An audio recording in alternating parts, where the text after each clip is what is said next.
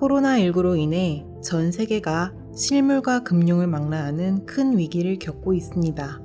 하지만 각국이 적극적으로 대응한 결과 주식시장을 중심으로 경제 회복에 대한 기대감이 점차 커지고 있는데요.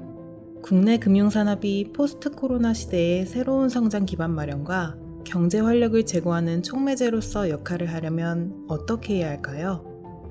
코로나19 위기를 겪으며 둔화되었던 실물 경제의 활성화를 위해 장기적인 성장 기반을 마련하는 것이 점차 중요해지면서 포스트 코로나 시대에는 미래 성장 기반 구축을 위한 산업 정책이 강화되어야 할 것으로 보입니다.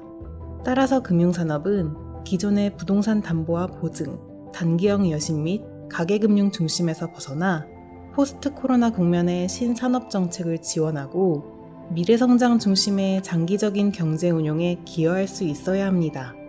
예를 들면 기술기업이나 혁신기업에 대한 지원을 일반 기업과는 차별화하고 산업과 기술, 금융과 재정 전략 등을 포괄적으로 수용하여 미래 전략 관점에서 중장기 투자금융을 주도하는 특화 금융기관을 육성하는 방법도 고려해 볼 만합니다.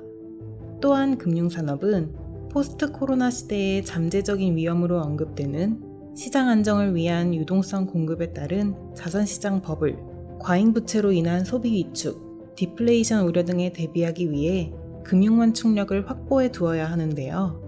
이를 위해 전체 금융권은 향후 몇 년간 단기 순이익의 일정 비중을 금융안정적립금 형태로 적립한 후 코로나 위기가 완전히 해소되면 이를 청산하는 등 금융산업의 단기 수익을 장기 대응 재원으로 활용하는 방안을 모색할 수 있을 것입니다.